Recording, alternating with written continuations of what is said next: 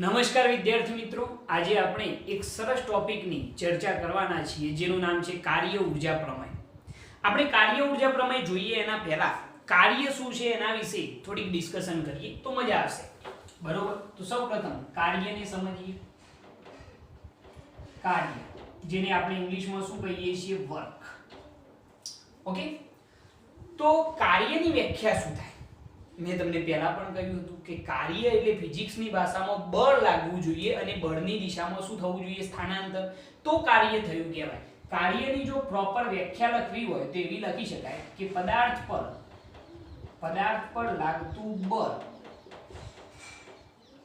અને તે દરમિયાન થતા સ્થાનાંતરના ગુણનફળને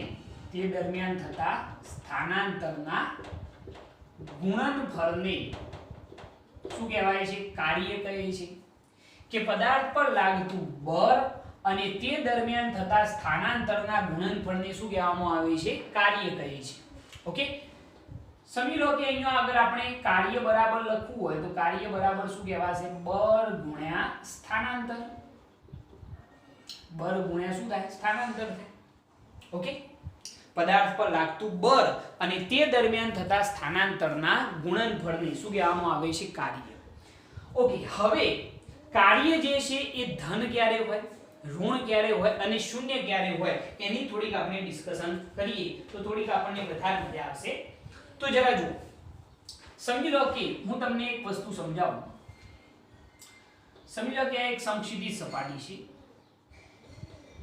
બરોબર, અહીંયા આગળ એક પદાર્થ પડેલો છે જેનું દર છે સપોઝ m કહી દઈએ આપણે કે m દરનો એક પદાર્થ છે.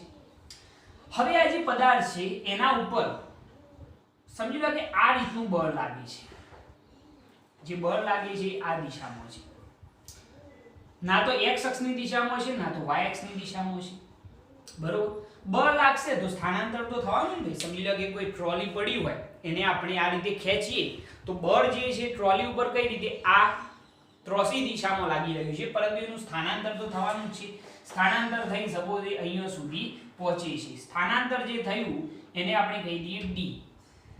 તો સાહેબ આ કન્ડિશનમાં કે જ્યારે બળ જે છે એ સમક્ષિતિજ સાથે કંઈક ના કંઈક ખૂણો બનાવતું હોય તો એ સ્થિતિની અંદર આપણે શું વિચારવાનું? તો સમજજો કે આપણે બળના બે ઘટકો વિચારવા પડશે. સમજી લો કે આ જે બળ છે એને સમક્ષિતિજ દિશા સાથે બનાવેલો ખૂણો થીટા હોય તો આ બળના બે ઘટકો, પહેલો ઘટક જે સમક્ષિતિજ ઘટક છે એ શું થઈ જશે? f cos θ અને બીજો આવશે લંબ ઘટક જેને આપણે શું કહીશું? f sin θ. એ ધ્યાન રાખવાનું કે બળે સમક્ષિતિજ દિશા સાથે જો ખૂણો થીટા બનાવ્યો હોય તો એ ઘટક શું થાય? f cos θ અને બીજો ઘટક શું થાય? f sin θ. હવે આ જે સ્થાનાંતર થયું એના માટે જવાબદાર ઘટક કયો હશે? આ બંને ઘટકોમાંથી કયો ઘટક જવાબદાર હશે? તો f cos θ જવાબદાર હશે. સ્થાનાંતર માટે આ f sin θ ઘટક જવાબદાર હોતો નથી. કયો ઘટક જવાબદાર હોય? f cos θ. તો આપણે જ્યારે કાર્યની ગણતરી કરીએ તો કાર્ય w બરાબર, ચલો x અક્ષની દિશામાંનો કયો ઘટક ધ્યાનમાં લઈશું? તો f cos θ * શું આવશે? d. તો અહીંયા આગળ કાર્ય w બરાબર સૂત્ર બની જશે fd cos θ. આ ખૂબ જ એક મહત્વનું સૂત્ર છે. NCERT ની અંદર બતાવેલું નથી પરંતુ તમારા બેઝિક કોન્સેપ્ટ ક્લિયર કરવા માટે ખૂબ જ અગત્યનું એક સૂત્ર કહી શકાય, w બરાબર fd cos θ. ઓકે, હવે જરા જો આના ઉપરથી કેટલો ફાયદો થાય. સમજી લો કે હું એમ કહું કે ભાઈ બળ અને સ્થાનાંતર બંને એક જ દિશામાં હોય. બળ એન્ડ સ્થાનાંતર બંને કેવા હોય? એક જ દિશામાં. બરોબર, બળ સમજી લો કે જે બળ લાગે છે એ પણ આ દિશામાં હોય અને સ્થાનાંતર જે છે એ પણ એ દિશામાં થાય તો બંને વચ્ચેનો ખૂણો કેટલો થાય? થીટા 0. એટલે કે f સદિશ સમાંતર શું હોય? d સદિશ. બરોબર છે, તો અહીંયા આગળ આપણે કહેવું હોય તો f સદિશ એન્ડ d સદિશ વચ્ચેનો ખૂણો થીટા બરાબર શું થઈ જાય? 0 ડિગ્રી થઈ જાય. તો એ વખતે થયેલું કાર્ય જો આપણે કહેવું હોય તો એ કાર્ય w બરાબર શું થઈ જાય? fd cos θ. θ બરાબર કેટલા લખવાના? 0 ડિગ્રી. cos 0 ની કિંમત 1 તો કાર્ય w બરાબર શું થયું fd એટલે કે જો બળ અને સ્થાનાંતર બંને એક જ દિશામાં હોય તો કાર્ય કેવું મળે ધન મળે પહેલી કન્ડિશન જોઈએ ત્રણ કિસ્સા આપણે સમજીશું પહેલો કિસ્સો કે બળ અને સ્થાનાંતર બંને કેવા હોય એક જ દિશામાં હોય મતલબ કે બળ આ દિશામાં લાગતું હોય સ્થાનાંતર પણ એના એ દિશામાં હોય બરોબર સમજો કે આ રીતની સ્થિતિ આપણે વિચારીએ કે બળ આ દિશામાં લાગે છે સ્થાનાંતર પણ એ દિશામાં થઈ રહ્યું છે તો બંને વચ્ચેનો એંગલ કેટલો કહેવાય 0 ડિગ્રી તો સૂત્રની અંદર એપ્લાય કરી દો fd cos θ થીટા ની જગ્યાએ 0 cos 0 ની કિંમત 1 તો થયેલ કાર્ય કેવું થયું ધન થયું સમજો કે એક બીજો કિસ્સો વિચારીએ કે બળ f સદિશ and d સદિશ પરસ્પર કેવા હોય વિરુદ્ધ દિશા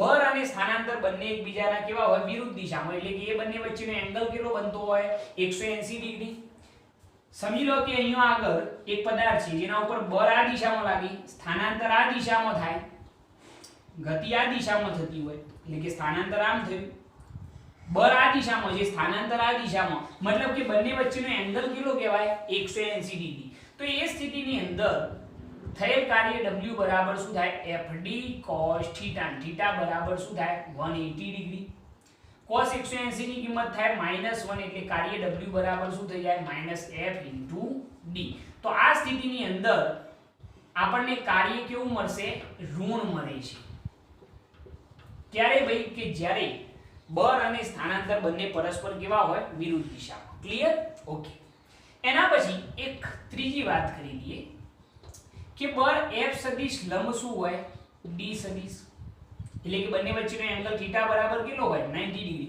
સમજો છો ને ભાઈ કે મેં તમને શું કહ્યું કે જે બળ લાગે છે આ દિશામાં બરોબર અથવા તો બળ ઉપરની દિશામાં અને જે સ્થાનાંતર થઈ રહ્યું છે એ બંને વચ્ચેનો એંગલ θ બરાબર 90 ડિગ્રી હોય એટલે કે બળ અને સ્થાનાંતર પરસ્પર લંબ હોય તો એ સ્થિતિની અંદર થયેલ કાર્ય w બરાબર fd cos θ θ બરાબર શું લખીએ 90 ડિગ્રી તો cos 90 ની કિંમત કેટલી થઈ જાય 0 તો કાર્ય કેટલું થઈ જાય 0 થઈ જાય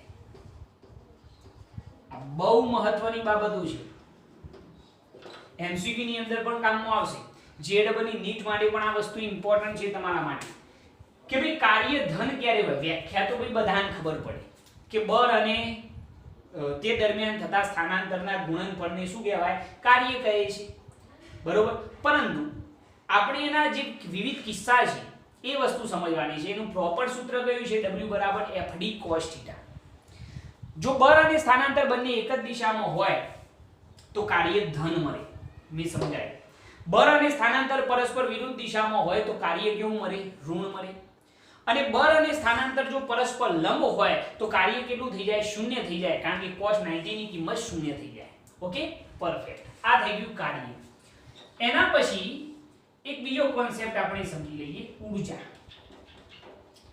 તો ઊર્જા કોને કહેવાય તો સિમ્પલ વ્યાખ્યા કે કાર્ય કરવાની ક્ષમતા પ્યોર દેશી ભાષામાં જો કેવું હોય તો કાર્ય કરવાની ક્ષમતાને શું કહે છે ઊર્જા કહે છે કોઈ પણ પદાર્થની કાર્ય કરવાની ક્ષમતા એટલે એની શું કહેવાય ઊર્જા ઊર્જા મુખ્યત્વે બે પ્રકારની આપણે જોઈએ છીએ એક છે ગતિ ઊર્જા અને બીજી છે સ્થિતિ ઊર્જા તો પહેલી આપણે વાત કરીએ ગતિ ઊર્જા બેના નામ ઉપરથી તમે વ્યાખ્યા લખી શકો વ્યાખ્યા શું લખશો બોલો તો પદાર્થની ગતિને લીધે તેમાં રહેલી ઊર્જાને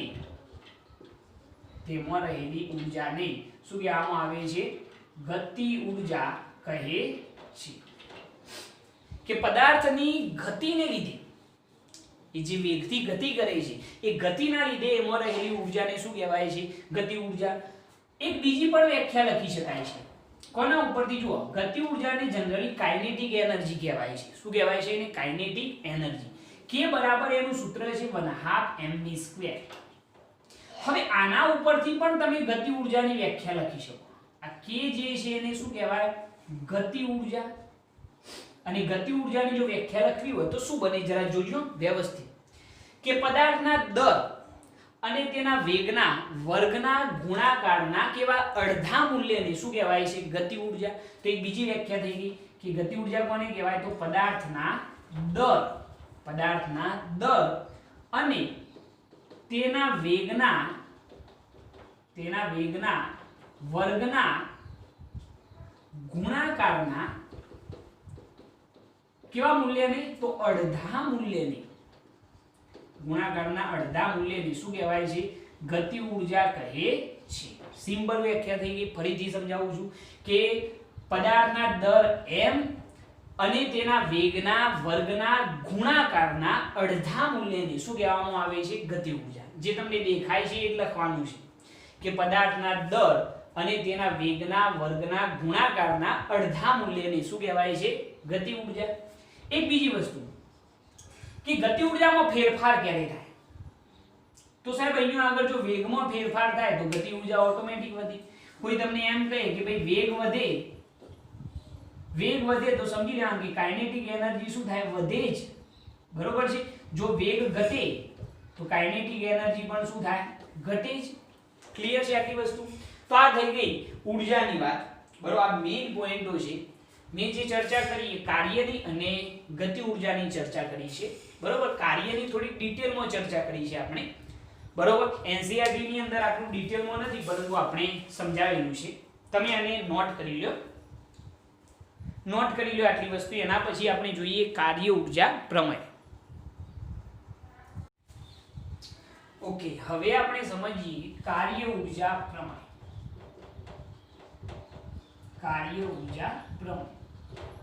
આને આપણે બે રીતે સમજીશું. પહેલા એક પરિમાણમાં સમજીશું અને પછી ત્રિપરિમાણમાં સમજીશું. તો એક પારિમાણિક ગતિ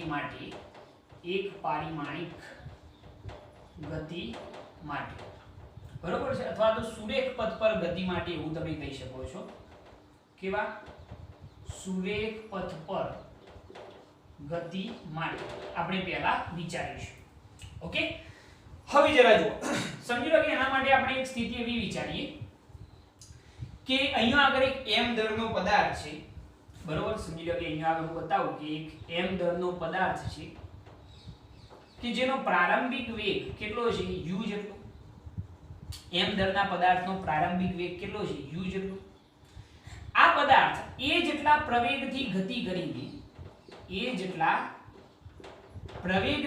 કરીને અંતિમ વેગ v પ્રાપ્ત કરે છે. અંતિમ વેગ કેટલો પ્રાપ્ત કરે છે? v. એ વખતે પણ એનું દર કેટલું છે? m જેટલું છે. તે દરમિયાન એને કરેલું જે સ્થાનાંતર છે એને આપણે કહી દઈએ s જેટલું છે. બરોબર. સમજી લેજો કે અહીંયા m દરનો એક પદાર્થ હતો. એ u જેટલા પ્રારંભિક વેગથી, u જે છે એનો શું છે? પ્રારંભિક વેગ. u જેટલા પ્રારંભિક વેગથી ગતિ કરે છે. હવે એ પદાર્થ એ જેટલા અચર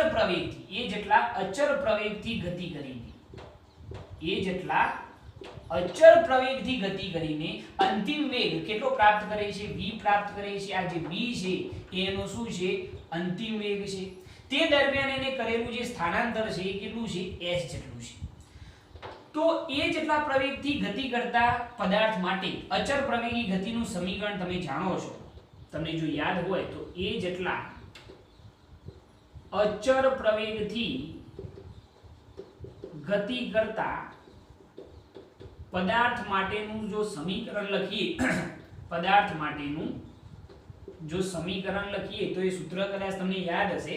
સમીકરણ નંબર 3 v² - u² બરાબર 2a * s. એટલે ભાઈ યાદ છે v² બરાબર 2ax લખતા. અહીંયા અંતિમ વેગ v², પ્રારંભિક વેગ કેટલો? u² બરાબર 2a * સ્થાનાંતર શું છે? s. તમારે d વડે દર્શાવવો તો પણ દર્શાવી શકો. ઓકે, હવે જરા જુઓ કે આ જે મળ્યું એ સમીકરણ નંબર 1. હવે આ જે સમીકરણ છે એ સમીકરણની બંને બાજુ દરેક પદને m/2 વડે આપણે ભાગીશું. તો અહીંયા આગળ આપણે m લખીએ કે આ જે સમીકરણ છે એ સમીકરણ 1 ને અથવા તો એમ કહીએ કે સમીકરણ 1 ના દરેક પદને દરેક પદને કેટલા વડે m/2 વડે ભાગતો. ચલો દરેક પદ જે છે એને આપણે m/2 વડે શું કરીએ ભાગીએ. તો આને ભાગીએ તો શું થાય ભાઈ m/2 એટલે 1/2 mv² થઈ જાય. શું થઈ જાય 1/2 mv² થાય. m/2 વડે ભગાઈ ગયું જોઈએ એટલે ભાઈ કમ્પ્લીટ છે. આને આપણે m/2 વડે ભાગ્યા તો m/2 * v² એટલે શું લખાય 1/2 mv². ચલો આને m/2 વડે ભાગો તો શું થાય 1/2 mu². u² ને પણ m/2 વડે ભાગ્યા ઇઝ ઇક્વલ ટુ આને પણ m/2 વડે ભાગો તો m/2 બરોબર છે ઇન્ટુ શું આવશે 2as. તો 2 2 કેન્સલ થઈ જાય બરોબર. હવે જે વધ્યું એમના એમ લખી કાઢીએ તો શું થાય છે જરા જુઓ. તો 1/2 mv² minus 1/2 mu² બરાબર અહીંયા આગળ તમને મળશે ma * s. Bhaiya m * a બરાબર તો શું લખાય બળ લખાય. જાણો છો નહીં તમે આની જગ્યાએ શું લખાય બળ લખાય. આ જે છે આ અંતિમ વેગ છે તો એ ગતિ ઊર્જાનું સૂત્ર યાદ કરો. હાલ જ આપણે કહ્યું કે પદાર્થના દર m અને તેના વેગના વર્ગના ગુણાકારના અડધા મૂલ્યને શું કહેવાય છે ગતિ ઊર્જા. આ અંતિમ વેગ છે v, આ પ્રારંભિક વેગ છે તો આને શું કહેવાય અંતિમ ગતિ ઊર્જા. Kinetic energy on final condition. અને આ જે છે એ ki kinetic energy on initial condition બરોબર. તો આને આપણે કહીશું કે ફાઇનલ અને આને કહીશું ki. આ અંતિમ ગતિ ઊર્જા આ પ્રારંભિક ગતિ ઊર્જા. તો શું લખાય જુઓ kf - ai બરાબર શું થઈ જાય આની જગ્યાએ બળ f * શું થઈ જાય s. આવું સૂત્ર મળશે. હવે જરા જુઓ કે અહીંયા આગળ kf - ki એટલે કે અંતિમ ગતિ ઊર્જા માઈનસ પ્રારંભિક ગતિ ઊર્જા મતલબ કે શું કહેવાય ડેલ્ટા k. બળ ગુણ્યા સ્થાનાંતર એટલે તો શું થાય કાર્ય થાય. તો ડેલ્ટા k બરાબર એક સૂત્ર મળ્યું w. એટલે કે ગતિ ઊર્જાનો ફેરફાર કોના જેટલો હોય છે તો થયેલ કાર્ય જેટલો હોય છે. ક્લિયર થઈ આટલી વસ્તુ બરોબર. મગજમાં આખી વાત બેસે છે. દરેક પદને તમે શાંતિથી જુઓ તો તમને ખ્યાલ આવશે કે અહીંયા આગળ આપણે શું કહેલું છે બરોબર છે. ખ્યાલ આવ્યો આની અંદર ઓકે. હવે જરા જુઓ કે એનાથી આગળ અહીંયા આગળ એવું લખવું હોય એવું લખજો કે સમીકરણ 1 ના દરેક પદને m/2 વડે ગુણતો અથવા ભાગતો લખો તો પણ ચાલશે. અથવા તો સમીકરણ 1 ને m/2 વડે ગુણતો એમ લખો ને ખાલી ખોટું મોટું કરવું આપણે. સમીકરણ 1 ને કેટલા વડે m/2 વડે ગુણતો. બહુ મોટું ના થવું જોઈએ. Okay perfect. હવે જરા જુઓ કે આ તો થઈ ગયું ભાઈ કોના માટે એક પરિમાણિક ગતિ માટે એટલે કે સુરેખ પથ પર ગતિ માટે. પરંતુ સાહેબ હવે તમે શીખવાડો ત્રિપરિમાણિક ગતિ માટે. હવે ત્રિપરિમાણિક ગતિ માટે જો આપણે વાત કરીએ તો એના માટે પણ તમે સૂત્ર જાણો છો કે v² - u² બરાબર 2a સદિશ ઇન્ટુ શું આવશે d સદિશ. એટલે ભાઈ આવું જ હતું બરોબર. અહીંયા ખાલી મેં પ્રવેગ જે છે એને સદિશ બતાવેલો છે, સ્થાનાંતરને પણ શું બતાવ્યો છે સદિશ બતાવ્યો છે. ઓકે તો v² - u² બરાબર 2a સદિશ ઇન્ટુ d સદિશ. પરફેક્ટ. હવે જરા જુઓ કે આ જે સમીકરણ છે એને આપું સમીકરણ 1. સમીકરણ 1 ને m/2 વડે ગુણતો ટૂંકમાં લખવાનું. અથવા તો તમે એમ લખો કે સમીકરણ 1 ના દરેક પદને m/2 વડે ગુણતો. ઓકે તો દરેક પદને m/2 વડે ગુણો. ચલો આને શું થશે 1/2 mv² minus 1/2 mu² is equal to અહીંયા થઈ જશે 1/2 m/2 લખવાનું. m/2 ઇન્ટુ શું આવશે 2a સદિશ ઇન્ટુ શું આવે d સદિશ. ચલો બે બે કેન્સલ. હવે શું થાય આ કઈ ઊર્જા કઈ દેડો આ વેગ કયો છે અંતિમ વેગ. તો આ જે ઊર્જા હશે એ શું થશે અંતિમ ગતિ ઊર્જા માઈનસ આ કઈ ઊર્જા હશે તો પ્રારંભિક ગતિ ઊર્જા ઇઝ ઇક્વલ ટુ અહીંયા શું વધ્યું m a સદિશ ઇન્ટુ શું આવ્યું d સદિશ. m ઇન્ટુ a સદિશ શું થાય ભાઈ બળ થાય. તો kf - ki બરાબર f સદિશ ઇન્ટુ શું આવ્યું d સદિશ. બળ ગુણ્યા સ્થાનાંતર શું થયું કહેવાય કાર્ય. આ શું કહેવાય ગતિ ઊર્જાનો ફેરફાર તો ડેલ્ટા કે બરાબર શું કહેવાય w બરોબર છે તો આ રીતે તમે ગતિ ઊર્જાનો ફેરફાર બતાવી શકો છો ખ્યાલ આવ્યો આની અંદર એકદમ સરળ વસ્તુ છે શાંતિથી સમજશો તો તમને ખ્યાલ આવશે કે અહીંયા આગળ મેં આખી વાત શું કરેલી છે તો તમે ઈઝીલી સમજી શકશો અહીંયા તમારે બંને કન્ડિશનની અંદર જે ગતિ ઊર્જાનો ફેરફાર છે એના બરાબર કાર્ય સાબિત કરવાનું રહેશે બરોબર છે ઓકે ખ્યાલ આવી ગયો આની અંદર એક વાત ફરીથી સમજાવી દઉં પછી આપણે આગળ ચર્ચા કરીએ મેં શું વાત કરી ભાઈ કે કાર્ય ઊર્જા પ્રમેય તો એના માટે પહેલા સુરેખ પદ પર ગતિની ચર્ચા કરેલી છે કે જેની અંદર એક m દળનો પદાર્થ છે જે u જેટલા પ્રારંભિક વેગથી ગતિ કરે છે હવે એ જેટલા અચળ પ્રવેગ સાથે ગતિ કરી અને અંતિમ વેગ કેટલો પ્રાપ્ત કરે છે v પ્રાપ્ત કરે છે તે દરમિયાન એને કરેલું સ્થાનાંતર જે છે કેટલું છે s છે એ જેટલા અચળ પ્રવેગથી ગતિ કરતા પદાર્થ માટેનું સમીકરણ આ તમે ઓળખો જ છો અને આ કોઈ નવું નથી v2 - u2 = 2es આ સમીકરણને f/2 વડે દરેક પદને ગુણી કાઢે આને આને અને આને આ બે દૂર થઈ ગયા આ શું છે ભાઈ મેં જો આગળ લખેલું પણ છે જો આ શું કહેવાય અંતિમ ગતિ ઊર્જા આ પ્રારંભિક ગતિ ઊર્જા ma બરાબર શું લખાય બળ ન્યૂટનની ગતિનો બીજો નિયમ f * શું થઈ જાય s તો kf - ki બરાબર fs તો ડેલ્ટા k બરાબર શું થઈ ગયું w ત્રિપરિમાણિક ગતિ હોય તો કઈ નહીં ખાલી આ સદિશ સ્વરૂપ v2 - u2 = 2a સદિશ * d સદિશ આને પણ m/2 વડે ગુણો પ્રોસિજર એના એ જ તો ડેલ્ટા k બરાબર શું મળશે w મળશે ઓકે ચલો હવે આના ઉપરથી ગતિ ઊર્જામાં થતો જે ફેરફાર છે એનો આપણે કેટલાક સૂત્રો લખીએ પહેલા તમે આ નોટ કરી લો એના પછી આપણે આના ઉપરથી લખીએ જવા દઈએ ઓકે ચલો હવે આપણે જે આ સૂત્રો મેળવ્યા છે કાર્ય ઊર્જા પ્રમેય જ છે આ ડેલ્ટા k બરાબર w હવે એને આપણે થોડુંક સમજવાના છીએ ડેલ્ટા k બરાબર આપણે શું મેળવ્યું w બરોબર તો એના ઉપરથી જો આપણે કાર્ય ઊર્જા પ્રમેય લખવું હોય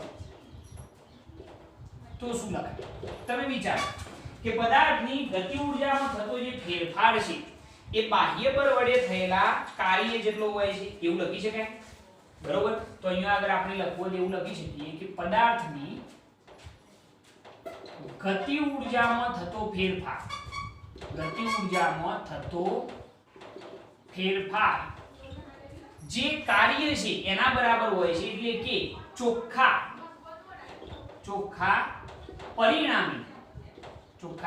પરિણામી બળ વડે થયેલ કાર્ય જેટલો હોય છે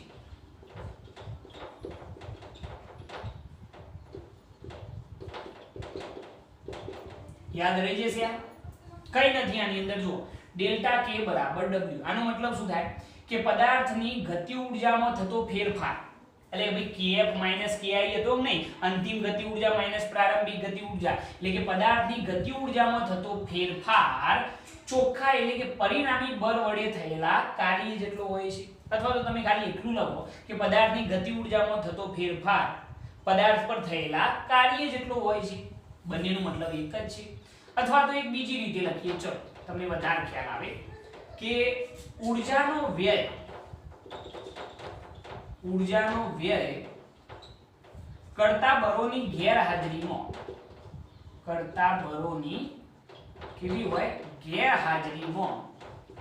પદાર્થની ગતિ ઊર્જામાં થતો ફેરફાર અથવા તો એમ કહીએ કે પદાર્થની બળોની ગેરહાજરીમાં પદાર્થ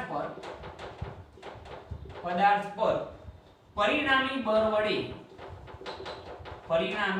વડે થયેલું કાર્ય ગતિ ઊર્જાના ફેરફાર જેટલું હોય છે ભાઈ આનો મતલબ પણ આ જ થયો ને કોઈ નવીનતા નથી આની આપણે ડેલ્ટા k બરાબર જે w મેળવ્યું એના ઉપરથી જ મેં આ બંને પ્રમેય લખેલા છે કાર્ય ઊર્જા પ્રમેય પહેલું શું લખ્યું કે પદાર્થની ગતિ ઊર્જામાં થતો ફેરફાર પરિણામી બળ વડે થયેલા કાર્ય જેટલો હોય છે એટલે ભાઈ ખાલી આ ચોખ્ખા બળ અથવા ખાલી પરિણામી બળ લખો ને ખાલી ખોટું તમારા મગજમારી કરવી બરોબર છે? આટલું લખો કે પદાર્થની ગતિ ઊર્જામાં થતો ફેરફાર પરિણામી બળ વડે થયેલા કાર્ય જેટલો હોય છે. કોઈને આ યાદ ના રહે તો આ તો યાદ રહે કે ઊર્જાનો વ્યય કરતા બળોની ગેરહાજરીમાં અહીંયા કોઈ પણ જાતની ઊર્જાનો વ્યય થતો નથી. ઊર્જાનો વ્યય કરતા બળોની ગેરહાજરીમાં પદાર્થ પર પરિણામી બળ વડે થયેલું કાર્ય તેની ગતિ ઊર્જાના ફેરફાર જેટલું હોય છે. આ રીતે પણ તમે યાદ રાખી શકો છો. બરોબર? બંને કાર્ય ઊર્જા પ્રમેયના સૂત્રો છે અને મોસ્ટ આઈએમપી આ ક્વેશ્ચન છે કાર્ય ઊર્જા પ્રમેય. બરોબર? તમે આને નોટ કરી લો. આ બંને વ્યાખ્યાઓ ખૂબ જ ઇમ્પોર્ટન્ટ છે. નોટ કરી લો. ઓકે, હવે કેટલીક મહત્વની બાબતો. અહીંયા આપણી થિયરી પૂરી થઈ ગઈ છે, પરંતુ આ એક એક્સ્ટ્રા વસ્તુ છે જે તમારા માટે જાણવા જેવી છે. જો પદાર્થની ઝડપ અચળ રહેતી હોય તો ડેલ્ટા કે બરાબર 0 થાય છે. કેમ ભાઈ એવું? ઝડપ કેવી રહેતી હોય? અચળ. મતલબ કે ડેલ્ટા કે કેટલો થાય? 1/2 mv² - 1/2 mu². મતલબ કે જે v અને u છે એ બંને કેવા હોવાના? સમાન. કારણ કે ઝડપ કેવી? અચળ. તો ગતિ ઊર્જાનો ફેરફાર કેટલો થાય? 0 થાય. સમજો છો આખી વાત કે ડેલ્ટા k બરાબર આપણે શું લખીએ છીએ? kf - ki, એટલે કે 1/2 mv² - 1/2 mu². હવે આપણને શું કહ્યું છે કે જો પદાર્થની ઝડપ કેવી રહેતી હોય? અચળ. મતલબ કે પ્રારંભિક વેગ અને અંતિમ વેગ બંને કેવા હોય? સમાન. તો અહીંયા બાકી તો બધું સેમ જ છે. તો આ જે ગતિ ઊર્જાનો ફેરફાર છે એ કેટલો થાય? 0 થાય. બરોબર છે? એટલે આ સ્ટેટમેન્ટ ખાસ યાદ રાખજો. એમસીક્યુ માટે મેં આ ક્વેશ્ચન લખેલો છે કે જો પદાર્થની ઝડપ અચળ રહેતી હોય તો ગતિ ઊર્જાનો ફેરફાર કેટલો થાય? 0 થાય. ઉદાહરણ તરીકે નિયમિત વર્તુળમય ગતિ. વર્તુળાકાર પથ પર ગતિ કરતો પદાર્થ હોય તો દરેક બિંદુ પાસે વેગ કેવો હોય? અચળ હોય. તો એની ગતિ ઊર્જામાં થતો ફેરફાર કેટલો? 0 થઈ જાય. એટલે આ એક એમસીક્યુ માટે સારો ક્વેશ્ચન કહી શકાય. જો પદાર્થ પર લાગતા પરિણામી બળના લીધે સ્થાનાંતર થાય તો પદાર્થ પર કાર્ય થાય અને પદાર્થની ઝડપ અને પરિણામી ગતિ ઊર્જામાં વધારો થાય. આપણે પદાર્થ પર બળ લગાડીએ તો એનું સ્થાનાંતર થાય, સ્થાનાંતર થાય તો કાર્ય થાય, કાર્ય થાય તો એની ઝડપ વધે અને ઝડપ વધે તો પરિણામી ગતિ ઊર્જા વધે. બરોબર છે? એટલે પરિણામી બળ લાગવું જરૂરી છે. બળ લાગશે તો જ ગતિ ઊર્જા ઉત્પન્ન થઈ શકશે. ઓકે, ત્રીજો પોઈન્ટ કે જો કાર્ય ઋણ હોય તો ગતિ ઊર્જામાં હંમેશા ઘટાડો થાય. ધ્યાન રાખજો. આ પણ એક સારો એમસીક્યુ કે જો કાર્ય ઋણ હોય તો ગતિ ઊર્જામાં હંમેશા શું થાય? ઘટાડો જ થાય ને ભાઈ. ડેલ્ટા k બરાબર w. કાર્ય ઋણ હોય તો ગતિ ઊર્જા ઓટોમેટિક શું થાય? ઋણ જ થાય. ઓકે, આટલી વસ્તુ તમારે નોટ કરી લેવાની છે. બરોબર? થિયરીની અંદર નથી, થિયરી અહીંયા પૂરી થઈ ગઈ, પરંતુ જો એડ કરવી હોય તો કરી શકાય થિયરીમાં પણ. ઓકે, નોટ કરી લો આને. આ થઈ ગયું આપણું કાર્ય ઊર્જા પ્રમેય.